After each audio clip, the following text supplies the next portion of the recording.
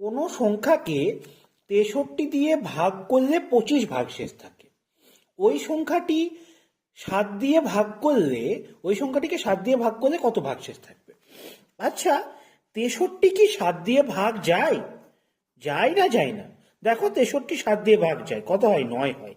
তাহলে আমাকে দেখতে হবে এই প্রথম ভাজক দ্বিতীয় ভাজক দিয়ে ভাগ যাচ্ছে কিনা। যদি যায় তাহলে আমি নেক্সট স্টেপে যাব। ঠিক আছে, 63 7 দিয়ে ভাগ যাচ্ছে, এটুকু আমরা কনফার্ম। এবার দেখো, ভাগশেষ প্রথম ক্ষেত্রে কত ছিল? 25। 25কে এখন 7 দিয়ে মানে দ্বিতীয় ভাজক দিয়ে ভাগ করো। তো কত হয় দেখো তো, 25/7 করলে কত হয় বলো? 25/7, 3 7 21, আর 4 হচ্ছে অবশিষ্ট, 4 ভাগশেষ। অর্থাৎ ওই টোটাল সংখ্যাটিকে যদি আমি 7 দিয়ে ভাগ করি, 4 অবশিষ্ট থাকে।